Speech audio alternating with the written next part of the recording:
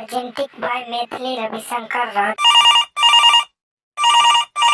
अरे हेलो, प्रधानमंत्री हेल्पलाइन में आपका स्वागत है।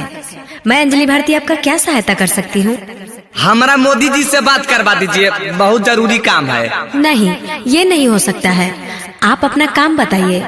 मोदी जी हमरा से 15 लाख रुपया लिए हैं, वो कब देंगे बताइए तो पूछे। हैं? मोदी जी आपसे पैसा लिए हैं? अच्छा, तो आप कौन बोल रहे हैं? ला, हम अमिता सिंह बोल रहे हैं नवादा से। और कौन बोल रहे हैं? अच्छा, तो ये बताइए मोदी जी आपसे कब पैसा लिए थे? अरे वो जब पहला बार चुनाव लड़े थे तबे बोले थे कि हमरा वोट देगा, जीत जाएंगे तो 15 लाख रुपया देंगे। एक बार छोड़िए 2 बार जिता दिए, आज तक पैसे भी नहीं दिए हमरा। हाँ, वो तो सही है, लेकिन ऐसा करिए आप अपना पूरा डिटेल लिखवा दीजिए। मैं अभी पीएम आवास में मेल कर देती हूँ और आपका पूरा सहायता करने की कोशिश करूंगी।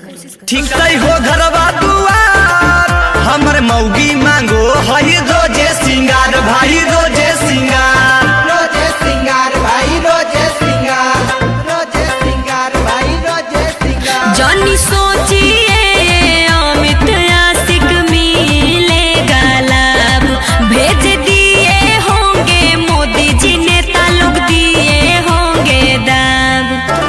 रमन बिहारी सब किए हैं दवाइया। अरे क्या करेंगे दवाइया, बहुते बढ़ गया है महंगाइया। पेट्रोलवा देखिए तो 60 रुपये लीटर से 110 रुपये लीटर पर आ गया है। इनका से अच्छा तो हमारा बिहार के लालू जी थे। लालू जी सर मुख्यमंत्री थे, प्रधानमंत्री नहीं। बढ़ल है महंगाई।